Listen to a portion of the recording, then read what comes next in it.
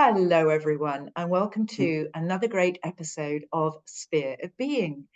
This is where we care for those who care for others, because in many instances, we need to leave enough fuel in our tanks to be able to do that properly for others.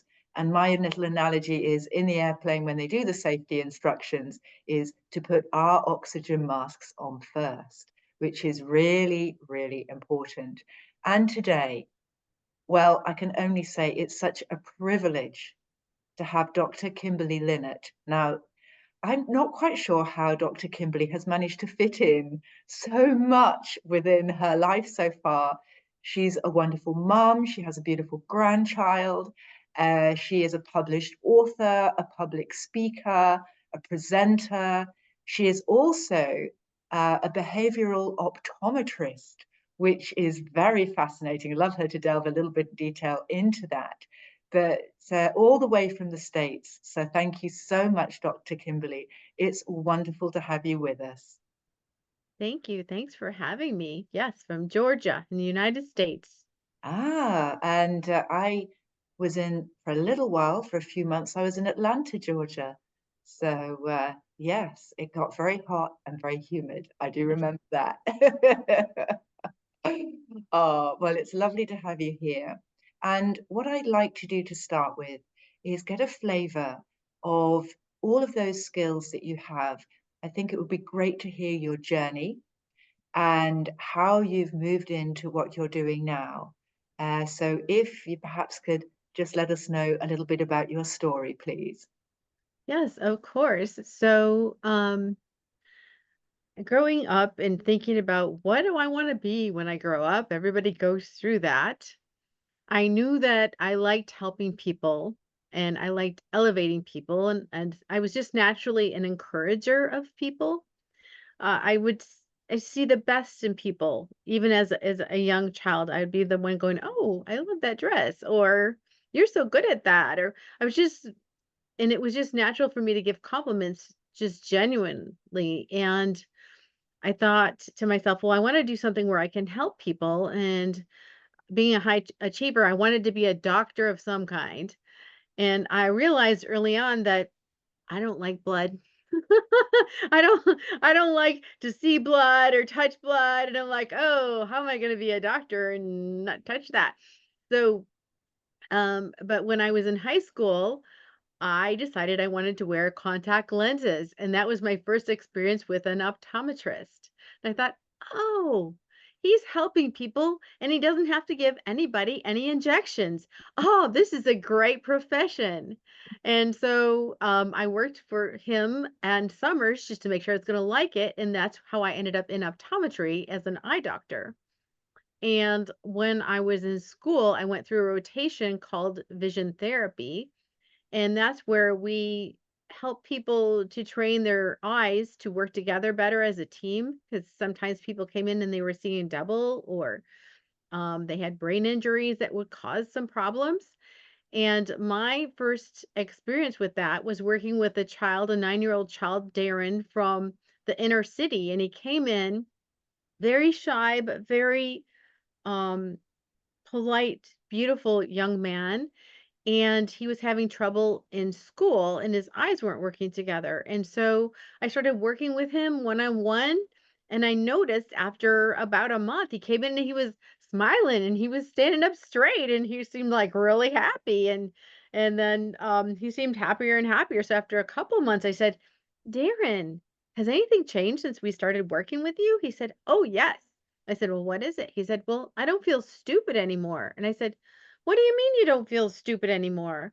And he said, "Well, when I used to have to read out loud in class, everybody laughed at me because I couldn't read." He said, "But now I can read and nobody laughs at me."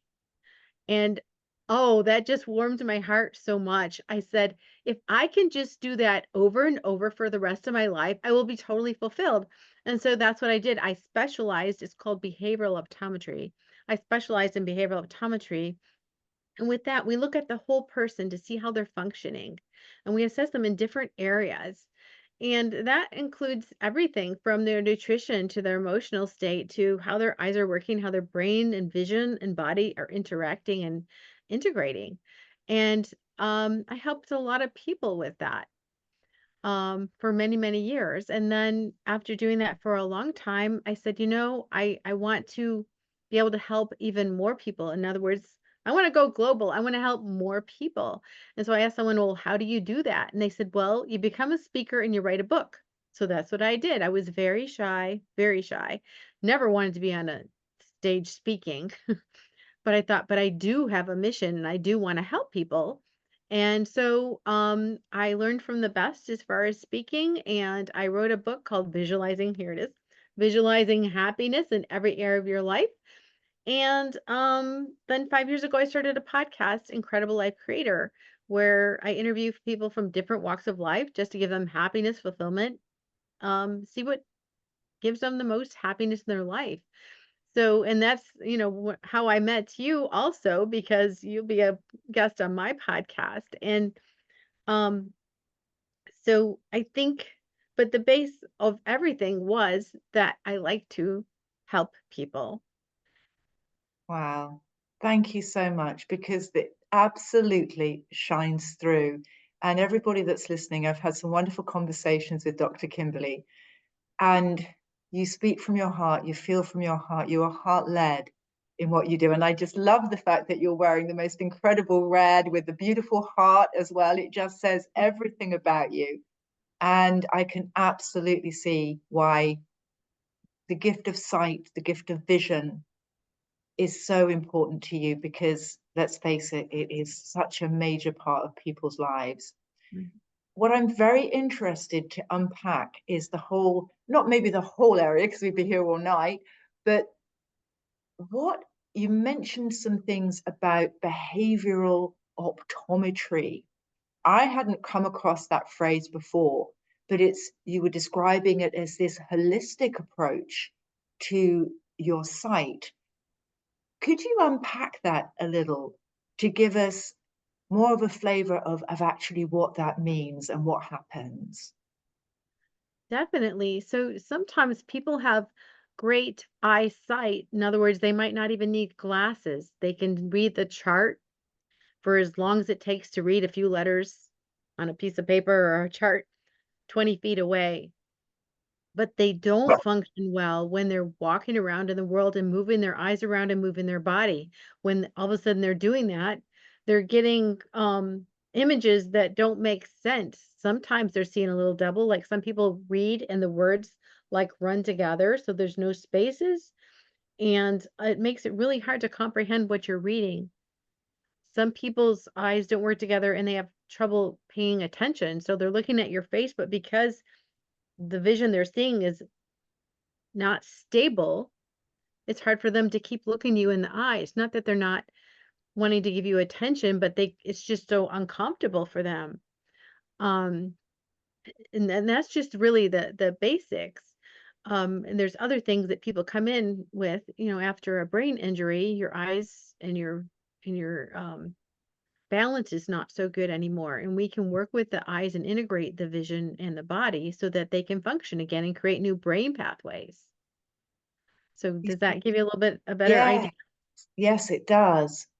Because, I think it was Einstein, and you may know better than me, is that when our view of what we see changes, things around us change. And I'm probably paraphrased that pretty badly, but I think we get the gist of it.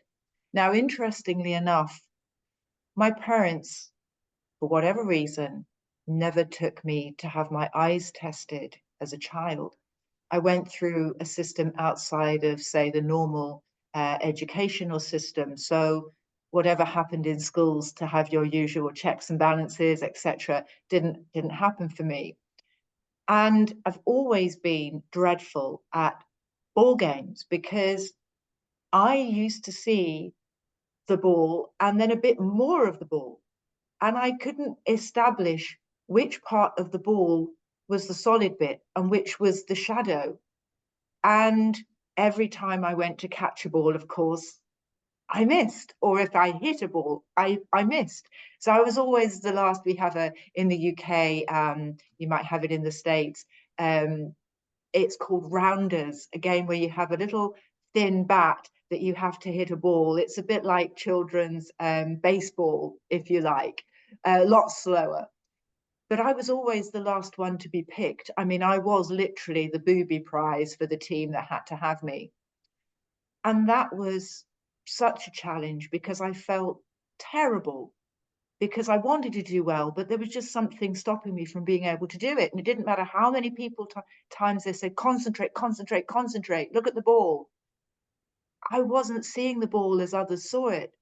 Mhm. And it can really knock somebody's confidence, especially if it happens from a young age, because in that team environment, nobody wanted me on their team. So I was basically the pariah. And I Mhm. just remember crying on my own, thinking I'm not good enough. I'm not this wonderful sports person. And it's purely because I couldn't see. Yes. And what you do for gifts for people is far beyond, I think, just correcting eyesight. Beautiful for the little boy that you were talking about, Darren, because he didn't feel stupid anymore. Mhm. What a wonderful gift to be able to give, especially, and I'm not saying it's not for adults at all, but for children, because that way you can become better at something before it's too late and your learning ability has kind of atrophied in that area. So what a wonderful thing to do. Um, when you have this experience and they come to you, do you find that in the States, when people have gone to regular optometrists, that then they think, we need here more of a specialist? Is that when you're brought in? Sometimes, a lot of times, when people are doing general eye exams, they're just checking for the eye health and do the person need glasses? And so a lot of times it's missed, especially actually the brighter children get missed because even though they're struggling and they're having a lot of eye issues or headaches, they get missed and they go in and they say, you don't need any glasses and your eyes are healthy. So you're fine. And year after year, they're told this. And year after year, it gets harder because there's more words in the book, there's more to read. Um, and they make it through anyways because they're already brilliant children. They kind of overcome it. But what if they didn't have to? Just think where they would be. All that potential. Mm. Absolutely. And with regards to, you're talking about the holistic nature of how the body affects the eyes. Mhm. Can you give us some examples of how you've perhaps helped people change certain elements or work on certain elements of their body to help with their eyesight?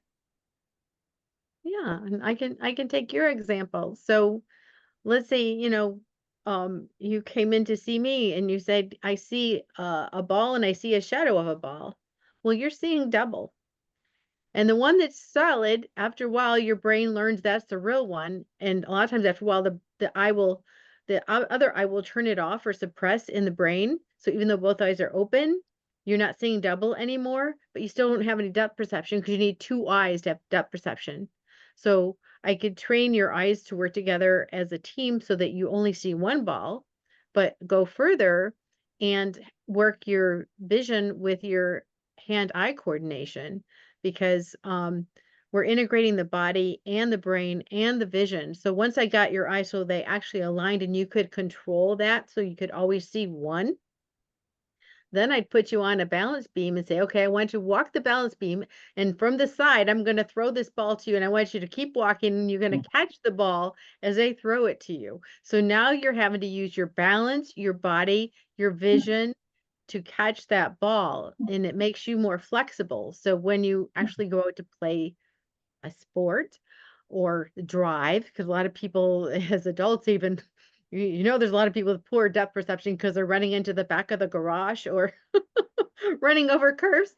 So, you just function better when you're more flexible and when your eyes actually point at the same place at the same time. Because when you're seeing double, one's pointing one place and one pointing the other place. It's not that There's some people that have eye turns where one eye, it really looks at the wall and one looks forward. And those people are easy to find. The people who your eyes are always straight, those are the ones harder to diagnose because they're only out of alignment when they're functioning, when they're moving their eyes. Interesting. I'd like to go back as well to this shadow, because as a child, I had no point of comparison to say that that wasn't normal. So I'd be very interested to know how you can help people. You see, this is a metaphor for life. Sometimes we look at life and we don't realize that through our lens, we could have a better view of our situation, but we think it's normal. So we think, well, that's what it is. How can you help people to understand when their vision, when it's not normal in that sense? I'm thinking about, how would you know what you don't know to be able to come to you to know that you've got something wrong? Is it because it's sort of like people telling you you're not getting this right, or you kind of, I mean, I found out on my driving, when I was driving, the driving lesson, just like you said, there was this instant where the examiner said, you're not seeing things. Have you had your eyes checked? And it was only at that point that I realized, oh, and when I did get my eyes checked, everybody went, how have you been operating for so long? Because you tend to compensate, don't you? Yes.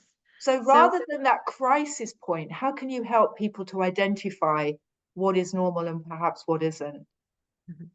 So no one sees the same. Mm. Not one individual sees the same as another. In fact, I've had parents bring children in unknowingly, not knowing that anything was going on, and the parents crying because they thought, why didn't I know this? And they'd been from doctor to doctor to doctor, and no one diagnosed it. And I just tell them, you don't know how they see, and they don't know how they're supposed to see. So that there's just there's no guilt here. It's just that's how it is. But a lot of times it does take not being able to do something or realizing that, hey, I'm just as smart as this person sitting next to me, but how come they're finishing their test twice as fast? We have the same IQ, we studied the same amount, but they're finishing in half the time and I'm still here and struggling. So in the thing with the sports too, a lot of times it's that. But a lot of times you don't know, you just think, well, that's just me. So there are certain um symptoms we're looking for that are known to doctors but not always known to the public. It's very interesting. I'm an open book on this podcast, so I don't mind talking about myself, but I still am very bad when I travel with movement. So I always have to take an anti-sickness tablet when I'm on an aircraft, when I'm in a boat, when I'm a passenger in a car. If I'm Mhm. on a coach with suspension that moves quite a lot, I have to take a travel pill, because otherwise people say it's in your mind. And I think, and Mhm. you will be better, I don't want to use this podcast to kind of self-diagnose and help me, but could that be because of my eyesight, maybe? Yes, that's because of your vision. So that's a really common symptom is that the person gets sick in the car. Like if they sit in the front seat, they're okay, but if they sit in the back seat, they get sick. That's your vision. Ah, very interesting. And so again, this podcast is all about caring for those who care for others. When we do care, we can be an employer with a team, we can be a parent for a child, or we can be looking after a loved one who might be vulnerable. In any regard, are there any things that you think, I know you said there's no blame, there's no guilt to be attached, because how do we know? So, we don't judge on this podcast, on this show. Um, are there any typical signs that we could be looking out for? Let's say, again, a team member is struggling and we can't quite understand what is the reason behind that. Are there little giveaway signs? Uh-huh. Headaches is a major one, and of course you can get headaches from all different things, but headaches are a major symptom, as well as inability to pay attention. And, we have people taking ADHD drugs all day long, but a lot of them it's their vision. And if they fix the vision, they wouldn't have the ADHD. And I'm not saying all ADHD is from vision, but a lot of it can be. Um, and just, yeah, inability to focus, um, difficulty with comprehension. Now, I'm not talking about when we're reading for fun. When you read for fun, everybody pretty much skims.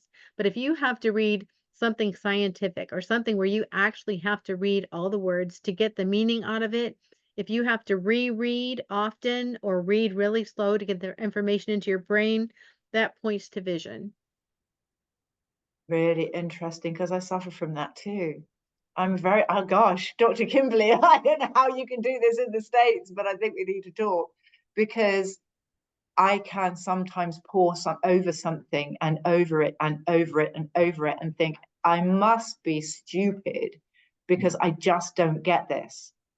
So actually learning from a book is not my preferred way of learning. I prefer to do something on a practical level, or look at things visually, or listen to things from an audio perspective. Reading for me, I like reading for pleasure, but to read to learn is a very difficult option for me. So And you said yeah, something key right there. So I've worked with adults,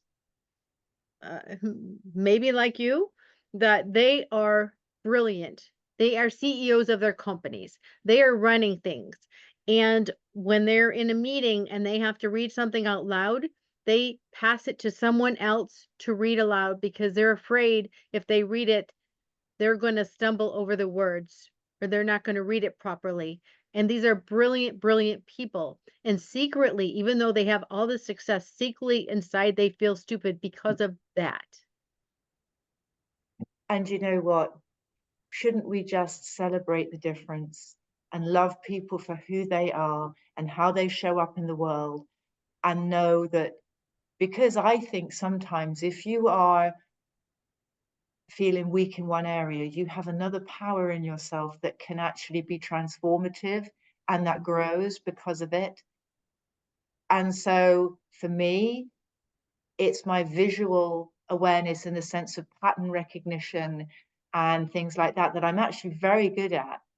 Mhm. And also from the point of view of distilling sentences and speaking calmly and fluently, I'm very good at that because I actually think about the words that I'm creating. Maybe because my eyesight isn't so good, I've had these heightened senses. It's really strange, isn't it? Well, it's a wonderful thing. Mhm. And I guess it's a little like hearing. If one can't hear, then our visual and everything is, perhaps a little heightened, or the other way round. So interesting. So yeah, it's fabulous. So in your work, do you coach people at all? Do you help them in that regard? Yes. In fact, don't have a therapy center now, like a brick and mortar therapy center. So now I mostly work with high achievers who just want that little bit of an edge, that 1% edge that we can tweak to make things better for their performance. For some people, they've had the success, but the fulfillment part is eluding them. And they keep thinking, well, financially, I'm successful. In my career, I'm successful, but there's something missing. Something is making me feel still not calm. And a lot of times, when you teach someone to open up their vision, to expand their vision, it makes it so they can confidently and calmly make decisions. And that's why a lot of people who are CEOs or leaders in their field, I work with them just specifically for that, to help them be able to see the whole picture as opposed to just little pieces. Because when your vision is restricted, you see just little bits. And if the part you're looking at is unhappy, you're unhappy. If the part you're looking at is unhappy or sad, you feel bad. And then they wonder why they're feeling so up and down, moody. But if they could see all the possibilities, they could say, okay, I choose that, or I choose that calmly and confidently because they can see the whole picture. And so many of us walk around restricted because we're in this screen world now. We're on phones, we're on this computers, and so it's become an epidemic, even more so in the last 10 years with people on screens. They forget to look outside and see, oh wow, there's other things I could do. I don't have to be stuck here. I don't have there's if there's a mountain in front of you, there is other pathways, but when your vision's only this big, all you see is a big old rock in front of you. You know, that's so true. And again, I wish I'd come up with it, but I haven't. I mean, I don't know who did, but there's the whole thing about putting blindfold on 12 people and getting them to describe what an elephant is. And whether it's at the leg, it might consider that that's a column. You know, the tail is something different. Somebody might think it's a wall if they're next to the side. Um, and I always like, and 12 is such an amazing number anyway, for so many different reasons. But it is actually those different perspective on things to kind of, if we can, step out of ourselves and look with a fresh pair of eyes onto a perceived problem. Because sometimes to another person, what we might perceive as being a challenge, somebody else might go, oh, I love that. I think that's great. I look out for things like that because that makes me buzz. Whereas other people are like, oh, no, thank you. I wouldn't, no, I don't want to go there. So it's that perception, isn't it? That different type of vision. Yeah, and if you can just step back and look, of course, you'd have to have really long arms. The whole elephant, but, there's a big difference between, standing 10 feet in front of the elephant and then having your face up against the side of the elephant. Totally different perspective. Absolutely. And as you're talking about the mountain, what I always say to my team as well when they're saying, oh, there's this challenge, there's this problem, and we've kind of got into the collective consciousness that this is bad. And I Mhm. always say, let's take a few steps back from this so that you've got the clarity of distance. And then we can see if the mountain is, 3 meters high, or whether it's only a meter above our heads, which makes it much more achievable. So it's just like it's that different perspective. You really are engaging my thought processes here. I'm going to take a lot of what you're saying back into the office because I think that's very interesting. When you're coaching people, you're doing this online, yeah? Yes. Yeah. So, I mean, within your remit for a location, of course, you're based in the States. Um, where do most of your clients, where do they hail from, or where would you like them to come from geographically? It's still mostly United States, but, anyone that speaks English. Yeah, absolutely. And the type of client that you help, you were mentioning CEOs and high-ranking executives. Um, do they come from any particular industry at all or sector? Mostly people who are leaders, not necessarily always CEOs. Sometimes CEOs, but CEOs can be very busy. A lot of times it's the people who are making decisions. That's a better way to put it. People who are making decisions.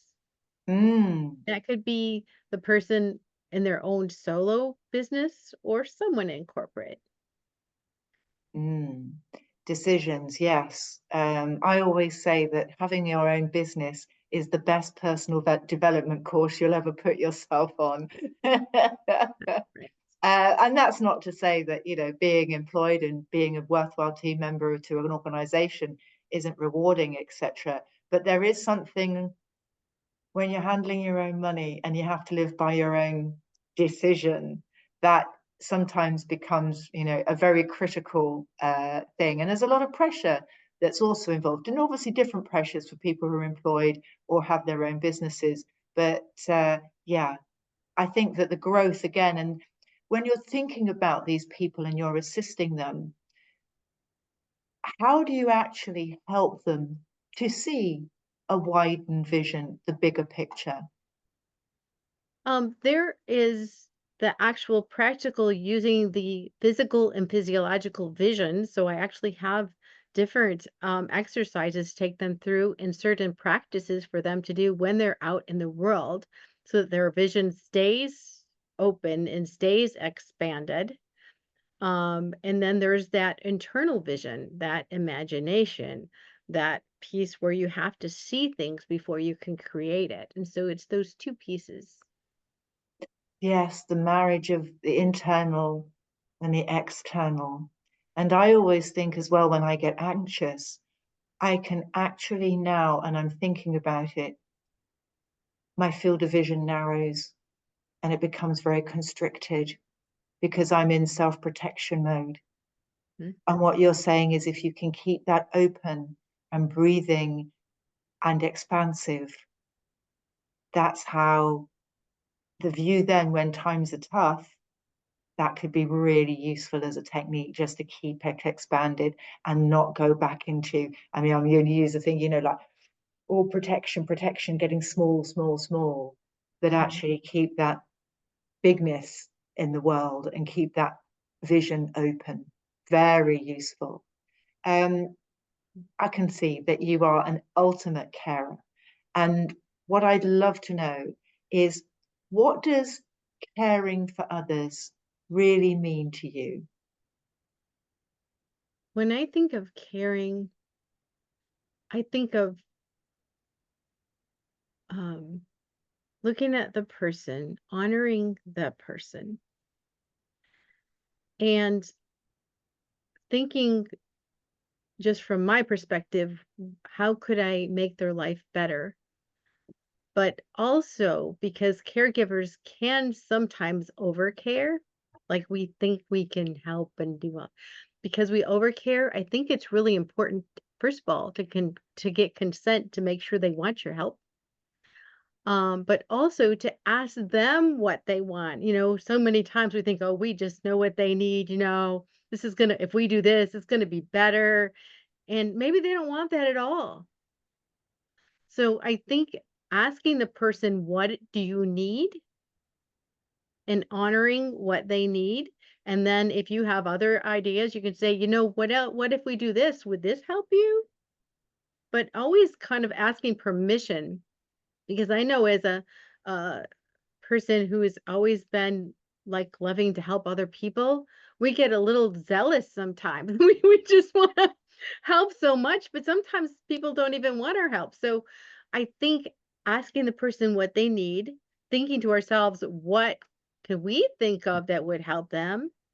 And then asking them, would you like me to do this? How can I help you? Yeah, so true. So true to let those have their own journey and not to drive the car for them Mhm. and have their own set of experiences.